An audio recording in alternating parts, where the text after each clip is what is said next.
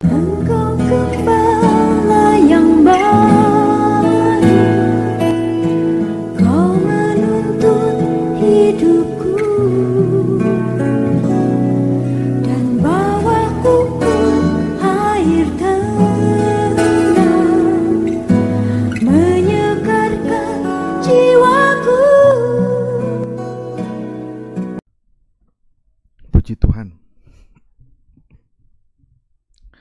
Pertama-tama saya mengucapkan puji syukur kepada Tuhan. Oleh karena kasih dan kemurahannya kita dimungkinkan untuk mengusahakan ibadah Raya Minggu pada saat malam ini. Puji Tuhan, saya juga tidak lupa menyapa anak-anak Tuhan, umat Tuhan, hamba-hamba Tuhan yang terkasih dimanapun Anda berada, kiranya Tuhan memberkati kita sekaliannya. Selanjutnya mari kita berdoa memohon kemurahan dari Tuhan supaya kiranya Tuhan memberkati lewat pembukaan firman malam ini. Puji Tuhan, segera kita memperhatikan firman penggembalaan untuk ibadah Raya Minggu dari Wahyu pasal 12. Kita masih berada pada ayat yang ketiga. Wahyu 12 ayat 3, silakan. Perempuan dan naga. Ya.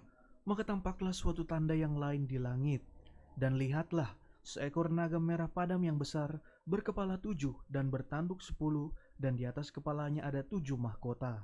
Puji Tuhan. Seekor naga merah padam yang besar merupakan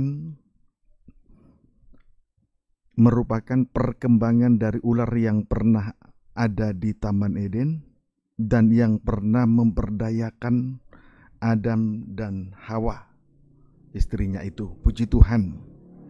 Saudaraku, di sini kita kembali memperhatikan seekor naga merah padam yang besar.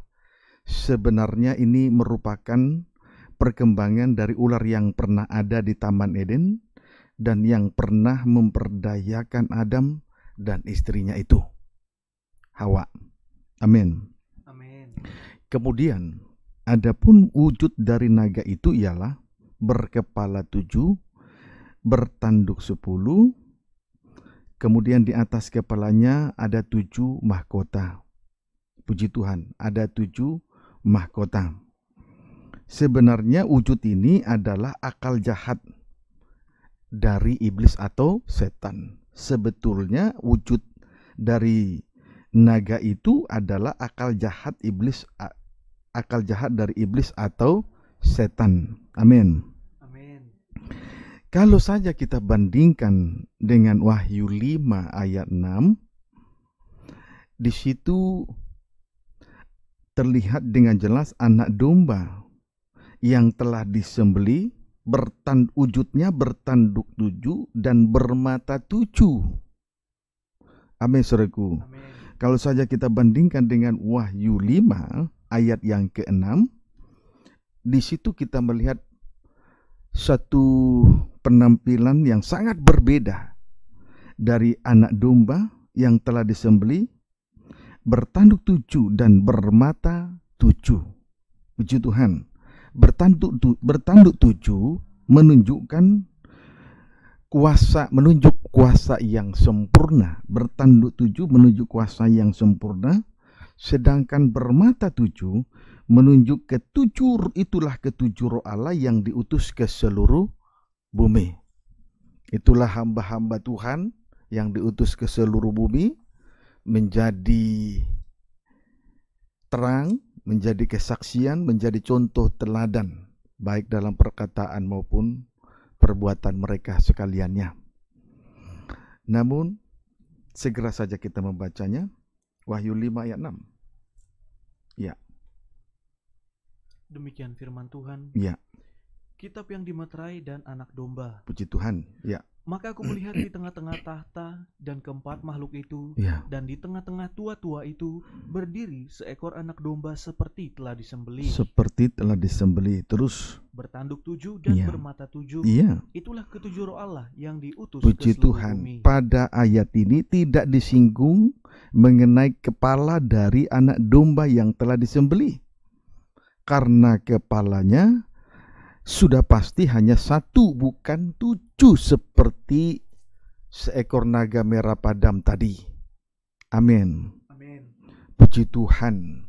Haleluya. Jadi sangat berbanding terbalik. Itu sebabnya saya katakan bahwa wujud dari naga merah padam tersebut berbanding terbalik dengan wujud dari anak domba Allah yang telah disembelih. Puji Tuhan, yang memang bertanduk 7 dan bermata 7. Bertanduk 7 berarti menunjuk kuasa yang sempurna. Sedangkan bermata 7 itulah ketujuh roh Allah yang diutus oleh Allah ke seluruh bumi. Jelas itulah hamba-hamba Tuhan, menjadi terang, menjadi kesaksian, menjadi contoh teladan baik dalam perkataan maupun perbuatan mereka. Puji Tuhan. Sedangkan pada Wahyu 5 ayat 6 tidak disinggung mengenai kepala dari anak domba yang telah disembelih tadi, karena kepalanya sudah pasti hanya 1 bukan 7. Amin. Amin. Puji Tuhan. Mari sebagai bukti. Kepada penunggang kuda putih dikaruniakan sebuah mahkota sebagai tanda pemenang untuk merebut kemenangan. Kepada penunggang kuda putih dikaruniakan sebuah mahkota sebagai tanda pemenang untuk merebut kemenangan. Wahyu 6 ayat yang kedua. Puji Tuhan. Sedangkan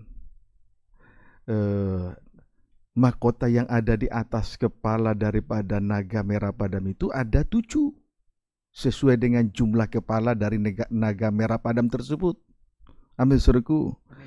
Tetapi kepada penunggang kuda putih dikaruniakan sebuah mahkota sebagai tanda pemenang untuk merebut kemenangan. Berarti kepala betul-betul hanya 1, sehingga dikaruniakan sebuah mahkota. Sedangkan pada naga merah padam tersebut ada 7 mahkota di atas kepala. Puji Tuhan, kiranya dapat dipahami dengan baik. B.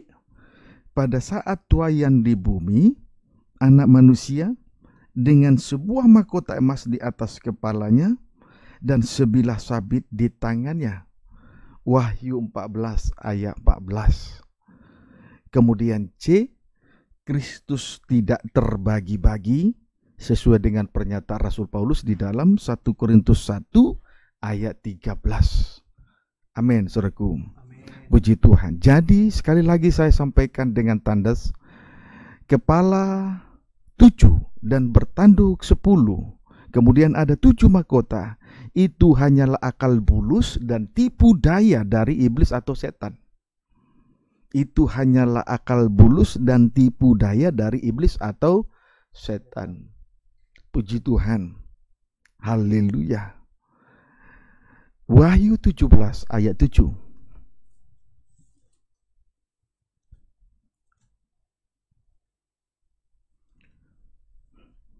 Wahyu 17 ayat yang ke-7, silakan. Demikian firman Tuhan. Ya. Penghakiman atas Babel. Ya. Lalu kata malaikat itu kepadaku, Ya. mengapa engkau heran? Ya. Aku akan mengatakan kepadamu rahasia perempuan itu dan rahasia binatang yang memikulnya, binatang yang berkepala 7 dan bertanduk 10 itu. Puji Tuhan. Di sini kita melihat dengan jelas binatang itu berkepala 7 dan bertanduk 10. Binatang berkepala 7 dan bertanduk 10. Memikul Babel besar yang disebut juga 1 ibu dari wanita pelacur. Jelas ini menunjuk roh najis. 2. Dan kekejian bumi. Jelas bertolak belakang. Wujud ini sangat bertolak belakang dengan salib, yaitu kuasa yang sempurna atau bertanduk 7. Amin, saudaraku. Amin. Puji Tuhan. Bertanduk 7. Puji Tuhan. Haleluya. Kondisi ini bertolak belakang. Kondisi ini atau tolak-tolakan ini sudah terjadi dari sejak dahulu. sudah terjadi dari sejak dahulu. Puji Tuhan. Haleluya.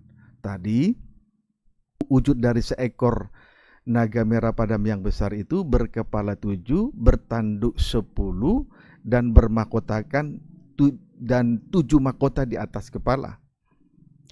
Berbanding terbalik dengan anak domba Allah yang telah disembelih. Bertanduk 7 itulah kuasa yang sempurna, dan bermata 7 itulah ketujuh roh Allah, itulah hamba-hamba Tuhan yang diutus ke seluruh bumi menjadi saksi, menjadi terang, menjadi contoh teladan baik dalam perkataan maupun dalam perbuatan mereka. Kemudian juga kita melihat bahwa di Wahyu 17 ayat 7 itu binatang berkepala 7 dan bertanduk 10 memikul Babel besar yang disebut juga satu ibu dari wanita-wanita pelacur sama dengan roh najis. 2, dan kekejian bumi jelas bertolak belakang dengan salib. Bertolak belakang dengan salib, yaitu kuasa yang sempurna. Kuasa yang sempurna. Amin, saudaraku. Puji Tuhan. Jadi kondisi ini atau kondisi bertolak-tolakan sudah terjadi dari sejak dahulu. Yohanes 8. Injil Yohanes 8 ayat 44. Silakan. Demikian firman Tuhan. Ya. Iblislah yang menjadi bapamu, Ya. dan kamu ingin melakukan keinginan-keinginan bapamu. Terus Ia adalah pembunuh manusia sejak Ya. semula, pembunuh manusia sejak semula. Terus dan tidak hidup dalam kebenaran, ya. sebab di dalam dia tidak ada kebenaran. Terus Apabila ia berkata dusta, ia berkata atas kehendaknya sendiri, sebab ia adalah pendusta dan bapa Puji segala Tuhan. dusta. Iblis atau setan adalah satu, pembunuh manusia dari sejak semula. 2, tidak hidup dalam kebenaran. 3, ia adalah bapa pendusta. Jadi, ia adalah bapa pendusta. Puji Tuhan. Haleluya. Mari kita melihat. Tadi dari ia pembunuh manusia dari sejak semula, tidak hidup dalam kebenaran, kemudian bapa pendusta. Kita segera saja buktikan Wahyu, persamaan dari Yohanes 8 ayat 44 ini di dalam Kejadian 3 ayat 1. Kita lihat persamaan dari Yohanes 8 ayat 44 di dalam Kejadian 3 ayat 1. Puji Tuhan, baca. Demikian firman Tuhan. Ya. Manusia jatuh ke dalam dosa. Jatuh ke dalam dosa. Baca. Adapun ular ialah yang paling cerdik Ya. dari segala binatang di darat Terus yang dijadikan oleh Tuhan Allah. ya, Ular itu berkata kepada perempuan itu, ya. tentulah Allah berfirman, semua pohon dalam taman ini jangan kamu makan buahnya, bukan? Ular itu berkata kepada perempuan itu, ular itu berkata kepada perempuan itu, tentulah Allah berfirman, semua pohon dalam taman ini jangan kamu makan buahnya, bukan? Sekarang kita bandingkan dengan Wahyu Kejadian 2 ayat 16 sampai 17 untuk membuktikan bahwa ular itu penuh dengan akal jahat. Kejadian 2 ayat 16 sampai 17. Silakan. Demikian firman Tuhan. Ya. Lalu Tuhan Allah memberi perintah ini kepada manusia. Ya. Semua pohon dalam taman ini boleh kau makan buahnya dengan bebas. Ya. Tetapi pohon pengetahuan tentang yang baik dan yang jahat itu, janganlah kau makan buahnya. Sebab pada hari engkau memakannya, pastilah engkau mati. Puji Tuhan. Di sini kita melihat Tuhan Allah memberi suatu perintah dan larangan. Di ayat 16-17 ini kita bisa melihat Tuhan Allah memberi suatu perintah dan suatu larangan. Adapun perintah Allah ialah semua pohon dalam taman ini boleh kau makan buahnya dengan bebas. Puji Tuhan. Kemudian larangan. Tetapi pohon pengetahuan tentang yang baik dan yang jahat itu janganlah kau makan buahnya. Sebab pada hari engkau memakannya, pastilah engkau mati. Puji Tuhan, itulah perintah dan larangan Allah kepada manusia, Adam dan istrinya itu. Kesimpulannya, setelah kita membaca Kejadian 2 ayat 16-17, kesimpulannya perkataan ular kepada perempuan itu pada Kejadian 3 ayat 1 tidak sesuai dengan perintah dan larangan Tuhan pada Kejadian 2 ayat 16-17. Singkatnya, perkataan ular bertolak belakang dengan perintah dan larangan Tuhan. Puji Tuhan. Jadi sudah sejak semula ular itu yang adalah gambaran dari iblis atau setan bertolak-tolakan dengan Tuhan Allah. Dari sejak semula bertolak-tolakan dengan Tuhan Allah. Puji Tuhan, akibat perkataan ular. Akibat perkataan ular, Kejadian 3 ayat 2-3. Lalu sahut perempuan itu kepada ular itu, Ya, buah pohon-pohonan dalam taman ini boleh kami makan. ya, Tetapi tentang buah pohon yang ada di tengah-tengah taman, ya, Allah berfirman, ya, jangan kamu makan ataupun raba buah itu, nanti kamu mati. ya. Puji Tuhan. Haleluya. Perempuan itu menambahkan dan mengurangkan akibatnya.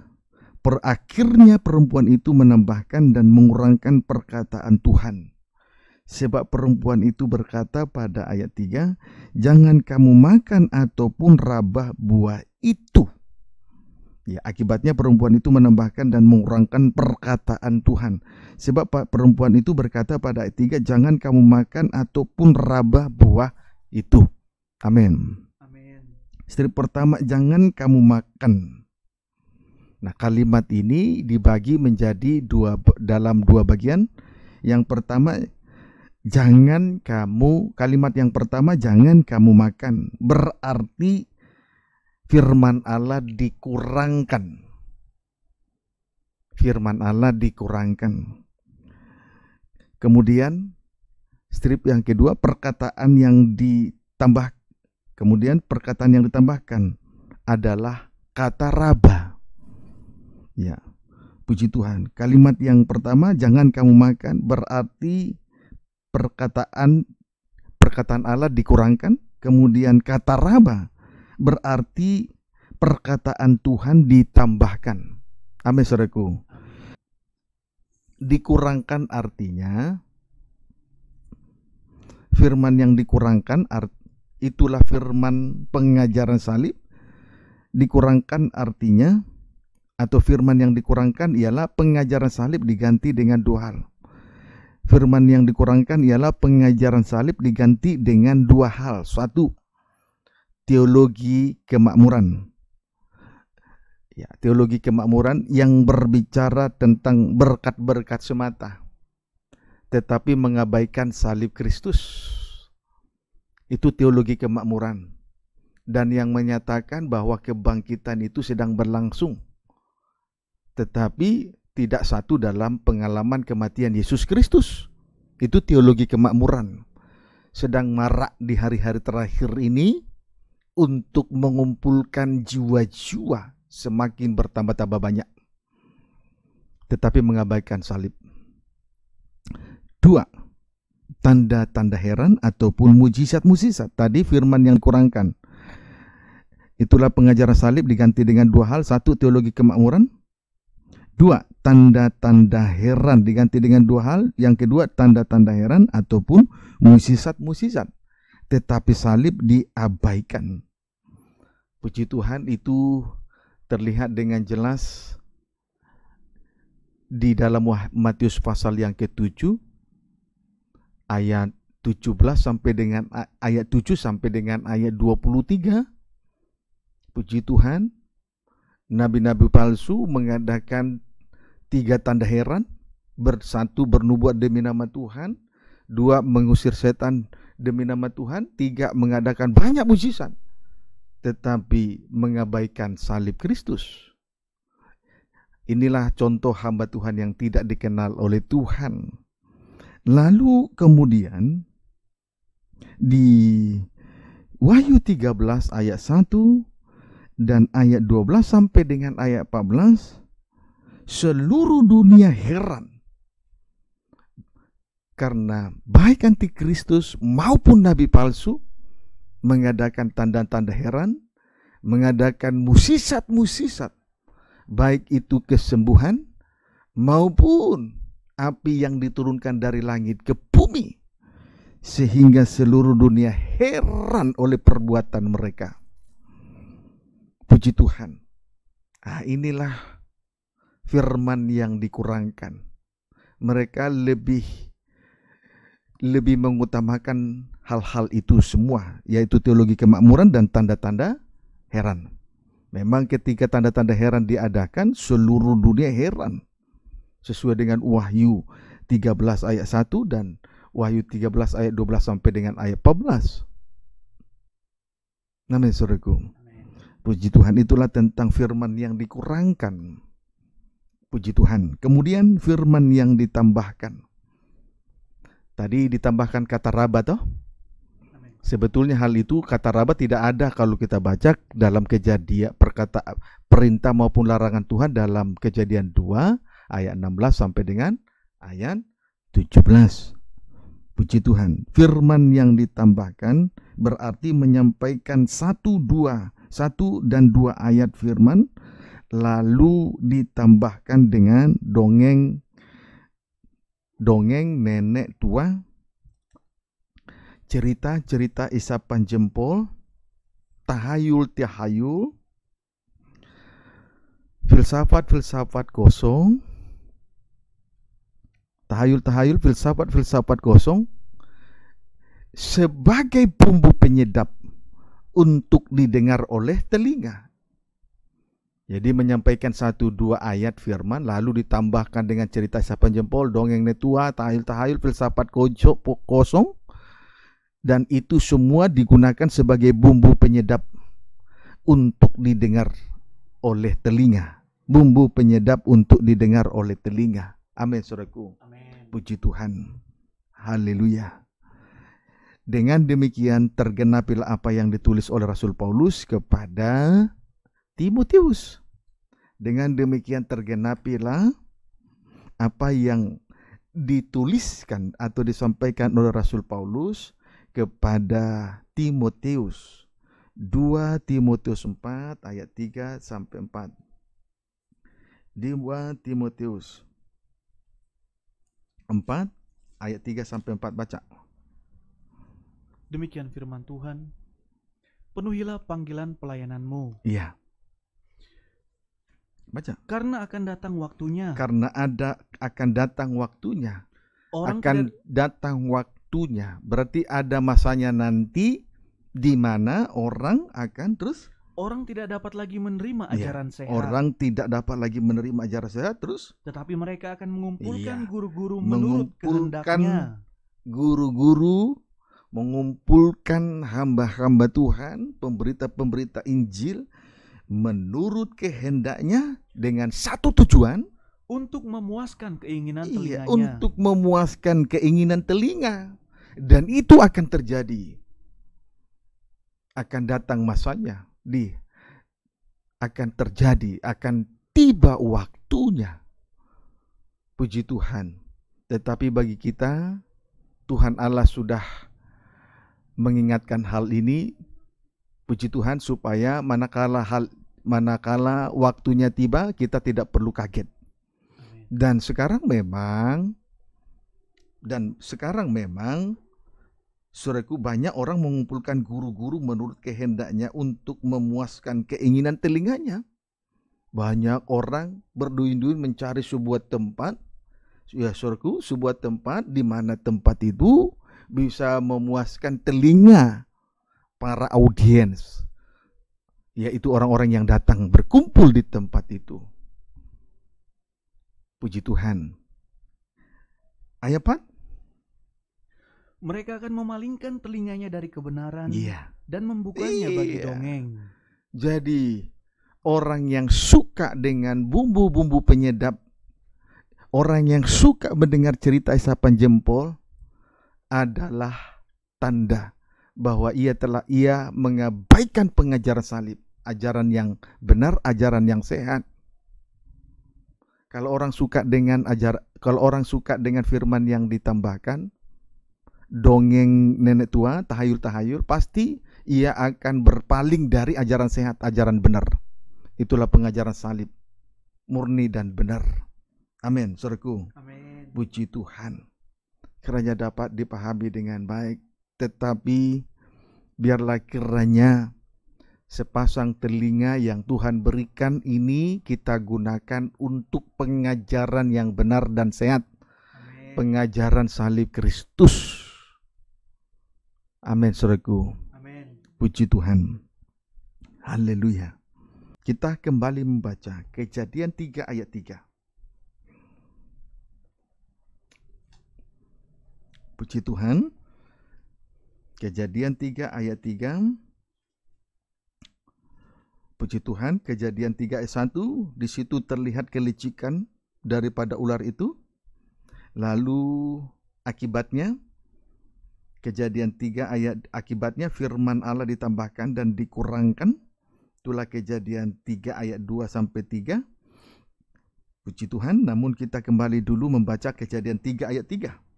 Demikian firman Tuhan. Ya. Tetapi tentang buah pohon yang ada di tengah-tengah taman, Ya. Allah berfirman, Ya. jangan kamu makan ataupun raba buah itu, Iya. nanti kamu mati.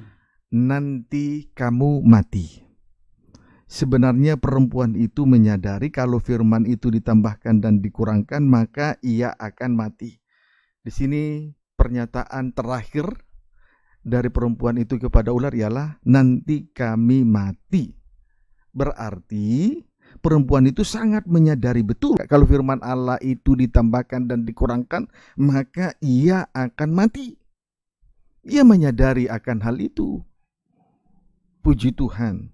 Tetapi segera saja ular itu langsung menjawab, langsung memberi suatu pengertian. Lihat ayat 4 sampai 5, ayat 4 sampai 5. Tetapi ular itu berkata kepada perempuan itu, Iya. sekali-kali kamu tidak akan mati. Iya. Tetapi Allah mengetahui bahwa pada waktu kamu memakannya, matamu akan terbuka, dan kamu akan menjadi seperti Allah, tahu tentang yang baik dan yang jahat. Puji Tuhan. Tetapi ular itu segera saja menjawab perempuan itu, sekali-kali kamu tidak akan mati. Dia memberi suatu pernyataan, yaitu sekali-kali kamu tidak akan mati. Kemudian ditambahkan lagi pada ayat yang keempat, yang kelima, dan kamu akan menjadi seperti Allah. Puji Tuhan, sama kekal. Ya, jadi pada ayat yang ketiga, kepada ayat yang keempat, langsung saja ular itu berkata, sekali-kali kamu tidak akan mati. Mengapa dia mengatakan begitu? Kita lihat kalimat berikutnya pada ayat 5. Tetapi kamu akan menjadi seperti Allah. Kamu akan menjadi seperti Allah. Puji Tuhan. Haleluya. Sebetulnya ular itu memberi pengharapan kosong kepada perempuan itu. Sebetulnya perkataan ular itu kepada perempuan itu adalah perkataan sebagai pengharapan kosong. Puji Tuhan. Haleluya. Amin. Amin. Lalu ayat yang ke-6. Perempuan itu melihat Ya. bahwa buah pohon itu baik untuk dimakan Iya. dan sedap kelihatannya. Iya. Terus? Lagi pula pohon itu menarik hati karena memberi pengertian. Terus? Lalu ia mengambil dari buahnya dan dimakannya, dan diberikannya juga kepada suaminya yang bersama-sama dengan dia, Iya. dan suaminya pun memakannya. Iya. Singkatnya, Hawa diperdaya oleh ular itu. Sebab perempuan itu mengambil buah pohon yang dilarang oleh Tuhan. Ya, mengambil buah pohon yang dilarang oleh Tuhan. Sama artinya melanggar hukum Allah. Puji Tuhan. Haleluya. Diperdaya. Singkatnya perempuan itu diperdaya oleh ular. Karena ia melanggar hukum Allah. Mengambil buah pohon yang baik dan yang jahat. Puji Tuhan. Mengambil buah pohon pengetahuan tentang yang baik dan yang jahat. Kesimpulannya, Hawa telah diperdaya oleh ular itu. Kejadian 3 ayat 1. Demikian firman Tuhan. Ya? Adapun ular ialah yang paling cerdik Ya. dari segala binatang di darat yang Ya. dijadikan oleh Tuhan Allah. Jadi, adapun ular ialah yang paling cerdik dari segala binatang di darat. Puji Tuhan. Saudara, cerdik tanpa tulus sama dengan licik. Sama dengan akal jahat. Licik, akal jahat. Kita akan kaitkan dengan Firaun. Ya, antara Firaun, ya, kita akan kaitkan dengan Firaun terhadap Israel di Mesir. Puji Tuhan, kita kaitkan Firaun terhadap Israel di Mesir. Puji Tuhan. Keluaran pasal yang kelima.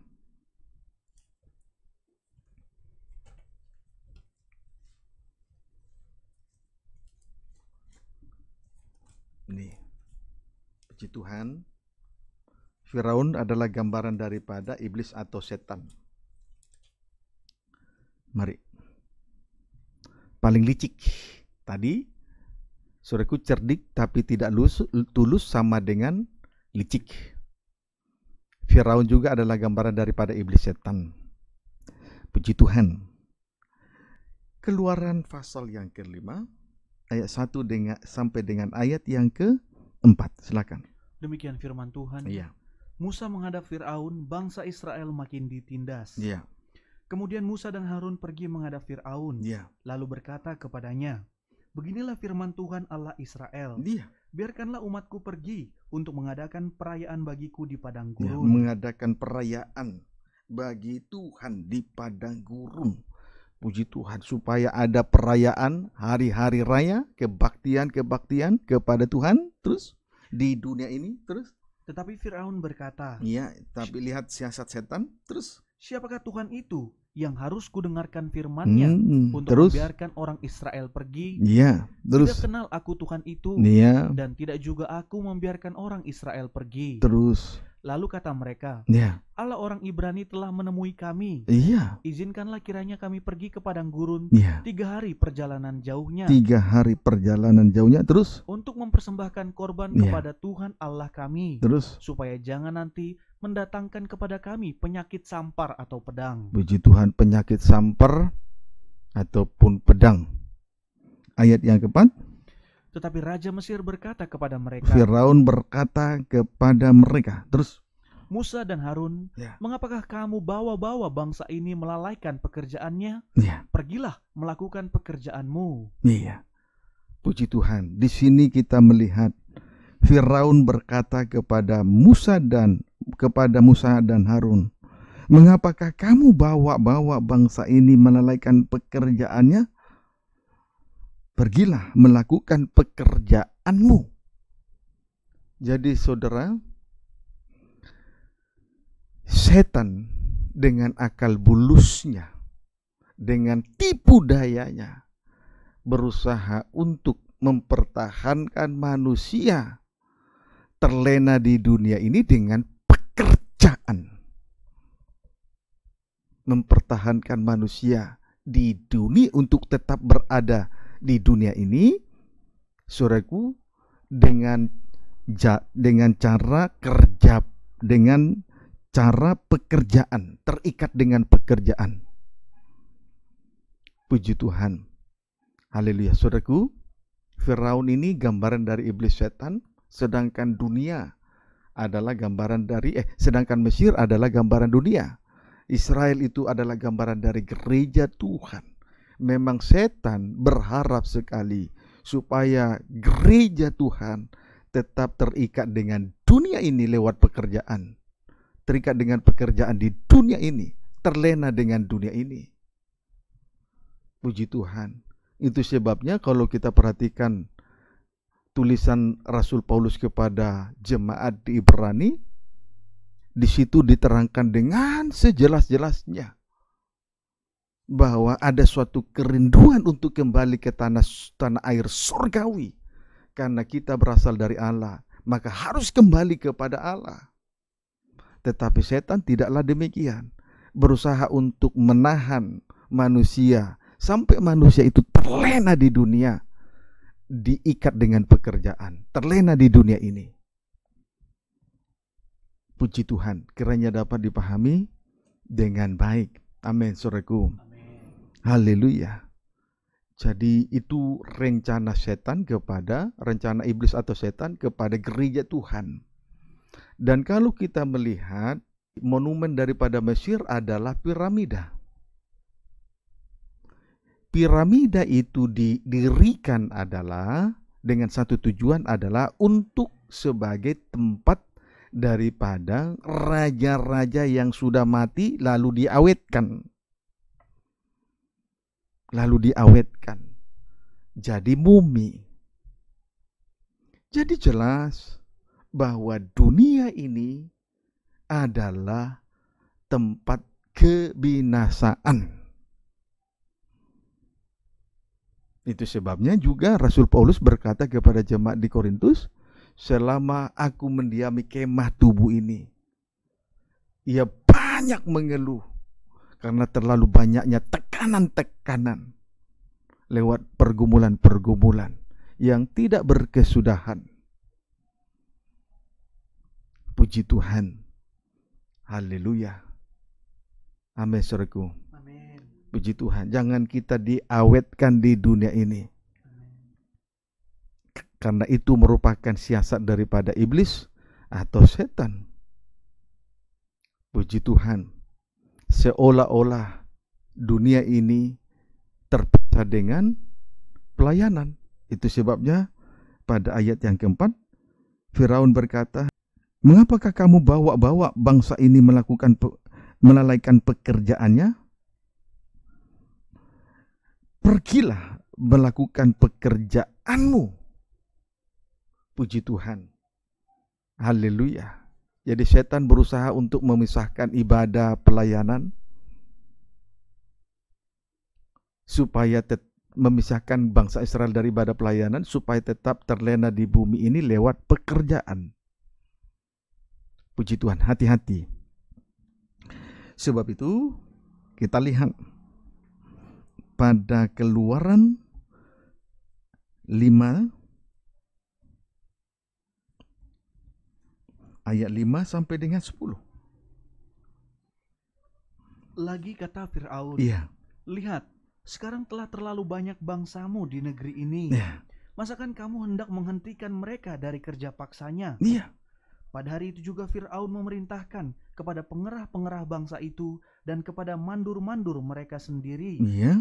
Tidak boleh lagi kamu memberikan jerami kepada bangsa itu Terus. untuk membuat batu bata, Terus. seperti sampai sekarang. Iya. Biarlah mereka sendiri yang pergi mengumpulkan jerami. Terus. Tetapi jumlah batu bata yang harus dibuat mereka sampai sekarang, bebankanlah itu juga kepada mereka. Iya. Dan jangan menguranginya. Terus. Karena mereka pemalas. Itulah sebabnya mereka berteriak-teriak, izinkanlah kami pergi mempersembahkan korban kepada Allah kami. Terus. Pekerjaan orang-orang ini harus diperberat, sehingga mereka terikat kepada pekerjaannya. Iya. Dan jangan mempedulikan perkataan dusta. Perhatikanlah. Di sini kita melihat semakin bangsa Israel, pekerjaan dari bangsa Israel semakin diperberat.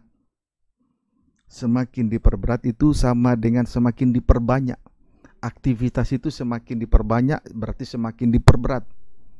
Amin. Amin. Dengan satu tujuan, supaya terikat pada pekerjaan, supaya terikat dengan pekerjaan, tidak terikat dengan Tuhan, tidak terikat dengan ibadah dan pelayanan. Padahal kalau kita perhatikan di sini, bangsa Israel hanyalah mengerjakan batu bata.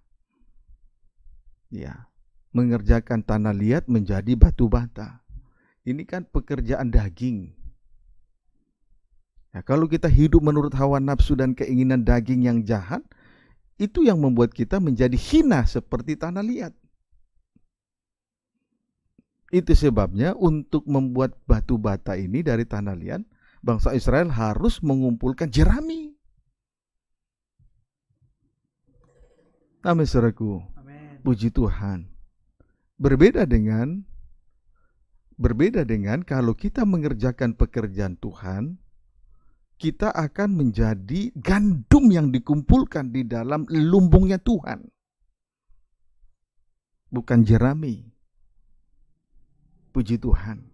Kalau kita mengerjakan pekerjaan Tuhan, kita sibuk mengerjakan pekerjaan Tuhan, senantiasa ada di tengah-tengah ibadah dan pelayanan, suatu kali kelak nanti kita akan dikumpulkan menjadi gandum, kelak kita akan menjadi gandum yang dikumpulkan di dalam lumbungnya Tuhan.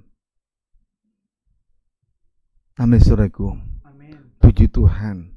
Sehingga sebetulnya kalau seseorang terikat dengan pekerjaan karena sudah terlalu banyak pekerjaannya, sebetulnya membuat dia menderita. Kebahagiaan itu bukan datang dari pekerjaan, kebahagiaan itu bukan datang dari uang oleh karena hasil pekerjaan, tapi sebetulnya itu adalah kebahagiaan semu.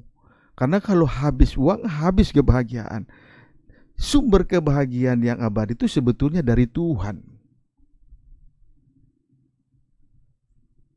Kiranya dapat dipahami dengan baik. Puji Tuhan. Haleluya.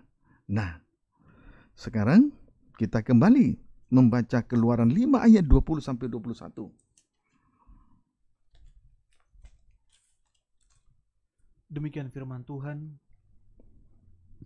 Waktu mereka meninggalkan Fir'aun, berjumpalah mereka dengan Musa dan Harun. Waktu mereka meninggalkan Firaun, jadi sebegitu beratnya pekerjaan itu, saudaraku, akhirnya mereka mendatangi Firaun. Boleh baca ayat 13. Dan pengarah-pengarah itu mendesak mereka dengan berkata, Ya. selesaikan pekerjaanmu, yaitu tugas sehari seperti pada waktu ada jerami. Terus? Lalu pengarah-pengarah Fir'aun memukul mandur-mandur Israel yang mereka angkat sambil bertanya, mengapakah kamu pada hari ini tidak menyelesaikan jumlah batu bata yang harus kamu buat seperti kemarin? Ayat 15. Sesudah itu pergilah para mandur Israel. Nah, para mandur Israel. Jadi mandur itu orang Israel sendiri. Terus? Kepada Fir'aun Ya. dan mengadukan halnya kepadanya. Ya. Mengapakah Tuanku berlaku seperti itu terhadap hamba-hambamu ini? Puji Tuhan.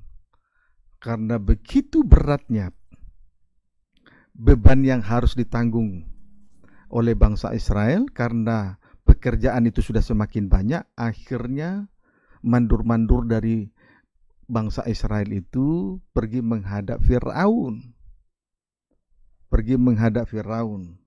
Puji Tuhan. Haleluya.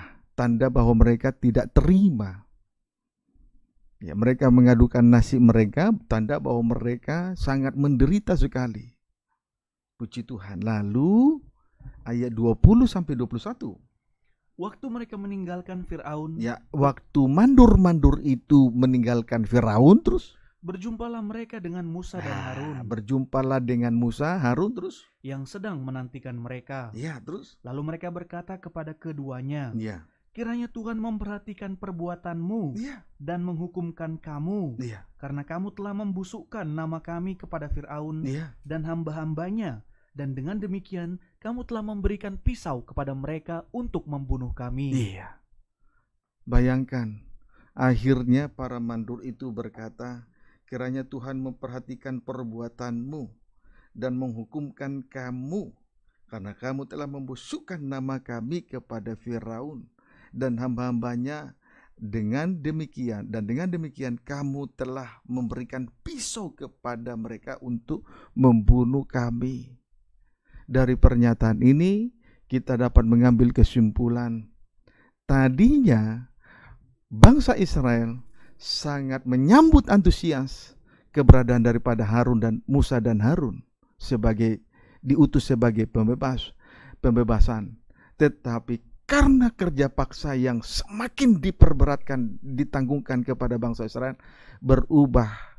kesukaan berubah menjadi penolakan. Ya, berubah menjadi penolakan. Amin. Amin. Puji Tuhan.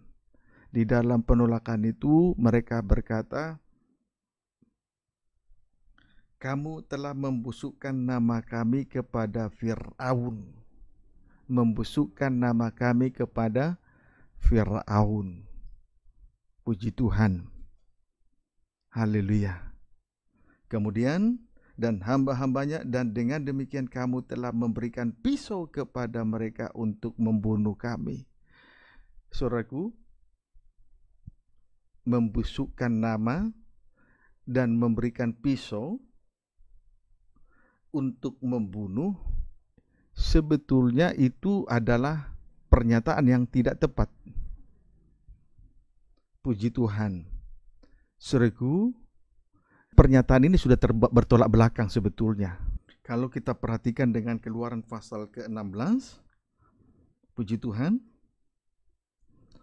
Coba baca ayat 19. Demikian firman Tuhan. Ya. Musa berkata kepada mereka, Ya. seorang pun tidak boleh meninggalkan daripadanya sampai pagi. Ya. Tetapi ada yang tidak mendengarkan Musa Ya. dan meninggalkan daripadanya sampai pagi, Ya. lalu berulat dan berbau busuk. Terus Maka Musa menjadi marah kepada Ya. mereka. yang benar adalah kalau kita menolak firman, itu yang membuat kita berubah menjadi berbau busuk dan berulat. Berita pembebasan tidak membuat kita menjadi berbau busuk. Dan pisau tidak akan pernah membunuh kehidupan anak-anak Tuhan, gereja Tuhan. Pedang tidak akan membunuh kehidupan dari gereja Tuhan. Amin, saudaraku. Amin. Puji Tuhan. Kiranya dapat dipahami dengan baik. Nah, inilah akal bulus daripada setan. Memperdayakan Hawa di Taman Eden. Demikian juga Firaun, gambaran daripada iblis setan, akhirnya juga memperdayakan bangsa Israel, satu bangsa yang besar, dengan kerja paksa. Puji Tuhan, kiranya dapat dipahami dengan baik. Amin, saudaraku. Amin. Puji Tuhan. Haleluya. Jadi saudaraku, kita lihat lagi Keluaran pasal yang Keluaran pertama.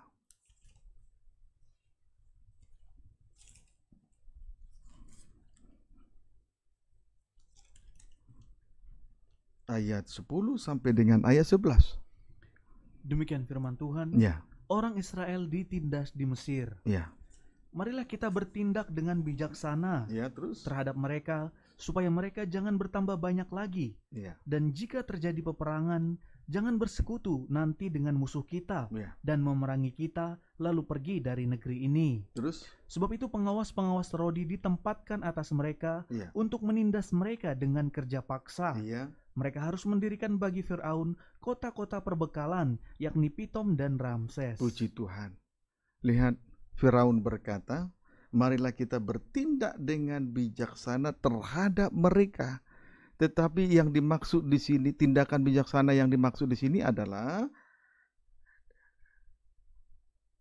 supaya bangsa Israel, saudaraku, supaya mereka untuk tapi ya, di sini ayat 10 Firaun berkata, marilah kita bertindak dengan bijaksana terhadap mereka. Tetapi maksudnya adalah supaya bangsa Israel ini semakin tertindas dengan kerja paksa. Puji Tuhan, dengan cara ditindas dengan kerja paksa. Amin, saudaraku. Amin. Puji Tuhan. Haleluya. Jadi saudaraku, bertindak dengan bijaksana sebetulnya itu adalah akal jahat. Bertindak dengan bijaksana sebetulnya itu adalah akal jahat daripada iblis atau setan. Puji Tuhan. Kiranya dapat dipahami dengan baik. Jadi saudaraku, tadi kita sudah melihat tadi kita sudah melihat dalam Keluaran pasal yang kelima itu, bangsa Israel terikat dengan kerja paksa. Puji Tuhan, hanya soal ekonomi dan makanan. Haleluya. Demikian juga di hari-hari terakhir ini, gereja Tuhan akan terikat dengan kerja paksa, hanya soal ekonomi dan makanan. Kiranya dapat dipahami dengan baik. Padahal sudah sangat jelas kalau kita perhatikan dalam Injil Matius pasal yang keempat, manusia hidup bukan dari roti makanan, tetapi dari setiap perkataan-perkataan yang keluar dari mulut Allah.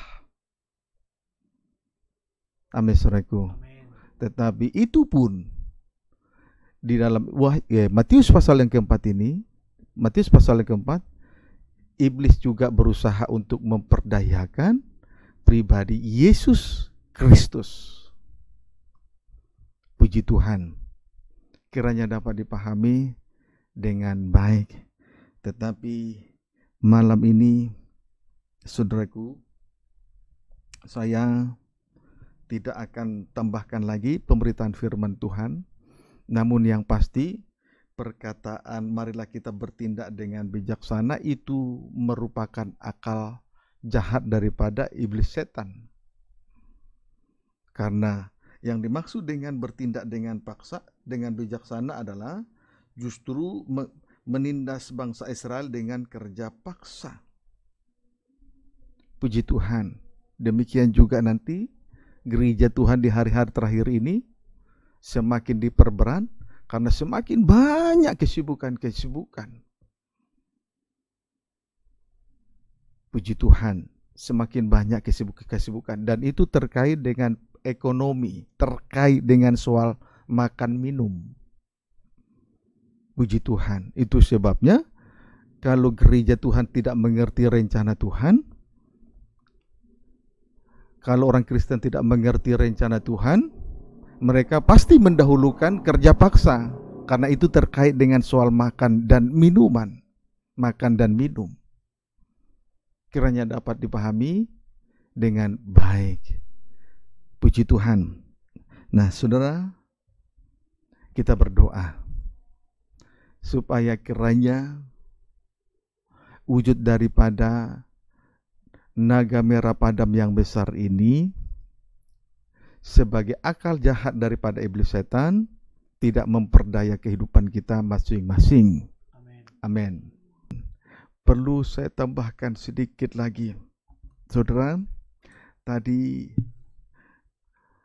setelah mereka terikat dengan kerja paksa, para mandor bangsa Israel berkata kepada akhirnya penolakan. Para mandor tadi menolak Musa dan Harun, dan penolakan itu, di dalam penolakan itu ada perkataan membusukkan dan ingin membunuh dengan pisau. Puji Tuhan, sebetulnya Tuhan mengutus Musa dan Harun untuk membebaskan bangsa Israel dari perbudakan kerja paksa. Sebetulnya korban Paskah, ibadah pelayanan ini untuk membebaskan kita dari dunia dan kerja paksa. Supaya jangan kita menjadi mumi-mumi, tubuh yang dibalsam, tubuh yang diawetkan di dunia ini. Tuhan tidak rela kita diawetkan di dunia ini. Puji Tuhan, kiranya dapat dipahami dengan baik. Tetapi korban Paskah, ibadah dan pelayanan ini seharga dengan setetes darah Yesus. Itulah korban Paskah, bertujuan untuk membebaskan kita dari kebusukan. Yang membuat kita busuk itu kalau kita abaikan firman. Kemudian korban Paskah bertujuan untuk membebaskan kita dari pemenggalan pisau atau pedang antikris. Jadi jangan diputar balik. Tetapi di hari-hari terakhir ini, setan memang sedang berusaha memutar balik fakta kebenaran firman. Itulah akal jahat, akal bulus, akal tipu daya daripada wujud dari seekor naga merah padam tadi. Supaya manusia terperdaya. Puji Tuhan, akhirnya pembebasan tadi berubah menjadi penolakan terhadap Musa dan Harun. Puji Tuhan, sebab itu biarlah kita melihat, memandang kemuliaan Allah, supaya hati kita diterangi, sehingga kita bebas dari tipu daya akal jahat dari iblis atau setan. Amin. Puji Tuhan. Haleluya. Demikian firman Tuhan. Sebagai tambahan, Tuhan Yesus memberkati kita semua. Kita bangkit berdiri.